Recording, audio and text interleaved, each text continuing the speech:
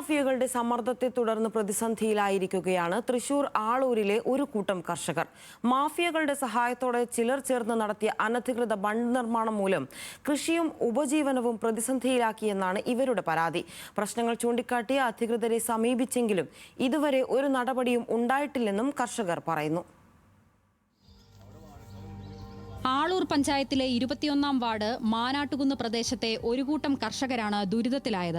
പ്രദേശവാസികളിൽ ചിലർ ചേർന്ന് മാനാട്ടുകുന്ന് താഴേക്കാട് റോഡിലെ വടുവൻ തോട്ടിൽ കർഷകരോട് ആലോചിക്കാതെ മുൻപ് ചിറകെട്ടിയിരുന്നു. ഇതോടെ തോട്ടിലൂടെ ഒഴുകിയെത്തുന്ന മലിനജലം പാടത്തേക്ക് പരന്നൊഴുകാൻ തുടങ്ങിയതാണ് കർഷകരെ പ്രതിസന്ധിയിലാക്കിയത്. എന്നാൽ ഇതിനു പിന്നിൽ പ്രദേശത്തെ ചില ഭൂമാഫിയകളാണെന്നാണ് ഇവരുടെ ആരോപണം.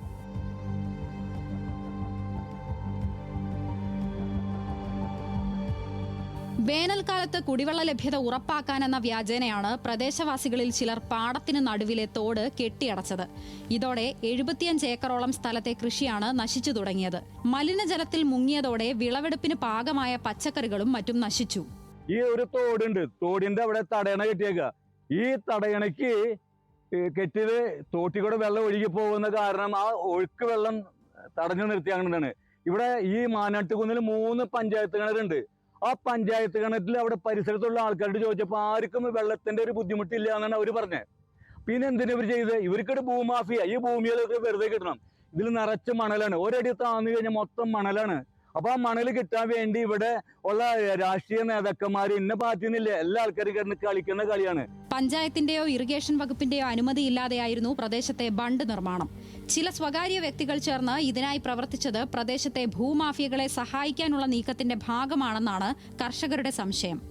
മനഃപൂർവ്വം 100% മനഃപൂർവ്വമാണ്. അത് ആരുടെയോ പറഞ്ഞിട്ട് അനാവശ്യമായിട്ട് അങ്ങനെ കെട്ടരുത്, കോടതി വിധിയെ പാലിക്കണം, പഞ്ചായത്തിനോട് പ്രത്യേകം ഉത്തരവിട്ടിട്ടുണ്ട്. 2 കൂട്ടരെയും എന്തെങ്കിലും കെട്ടുന്ന ഈ കുടിവെള്ളത്തിന്റെ പ്രശ്നം ഉന്നയിക്കുന്ന ആൾക്കാരുണ്ട്. അവർക്കാന്ന് വെച്ച് കഴിഞ്ഞാൽ ഇന്നേവരെ അവരുടെ കഴിഞ്ഞ പ്രസിഡന്റ് പറഞ്ഞു കുടിവെള്ളത്തിന് ഒരു ക്ഷാമില്ല എന്നാ പറഞ്ഞത്. ഈ അങ്ങോട്ടും ഇങ്ങോട്ടും തോട് അങ്ങോട്ടും ഇങ്ങോട്ടും മാടുന്ന മാത്രമേ ഉള്ളൂ, വെള്ളത്തിന് ഒരു ക്ഷാമില്ലാത്തതാ. നമ്മുടെ കുളത്തിൽ തന്നെ ഉറവുവെള്ളം എപ്പോഴും പോയിക്കൊണ്ടിരിക്കുക. 365 ദിവസം ഉറവുവെള്ളം പോയിക്കൊണ്ടിരിക്കുക ഈ തോട്ടിക്കൂടെ. അപ്പൊ ഇവിടെ കുടിവെള്ളത്തിന് എന്താ ക്ഷാമം? പാടശേഖരത്തോട് ചേർന്ന പ്രദേശത്തെ മണൽ ഖനനം ലക്ഷ്യമിട്ടാണ് ഭൂമാഫിയകളുടെ പ്രവർത്തനം. ഇതിനായി കൃഷി തടസ്സപ്പെടുത്തുന്നതിന് താത്കാലിക തടയണ നിർമ്മിക്കുകയായിരുന്നുവെന്നും കർഷകർ പറയുന്നു. പാടത്ത് മലിനജലം നിറഞ്ഞാൽ കൃഷി ചെയ്യാൻ പറ്റാതാകും. കർഷകർ കൃഷി ഉപേക്ഷിച്ചാൽ ചുളുവിലയിൽ പാടം വിലയ്ക്ക് വാങ്ങാൻ മാഫിയകൾക്ക് സാധിക്കും. ഈ സംശയങ്ങൾ ബലപ്പെടുത്തും വിധം നിരവധി ആളുകൾ തങ്ങളെ ഭൂമി വിൽപ്പനയ്ക്കായി സമീപിച്ചതായും കർഷകർ പറയുന്നു. ന്യൂസ് മലയാളം, തൃശൂർ.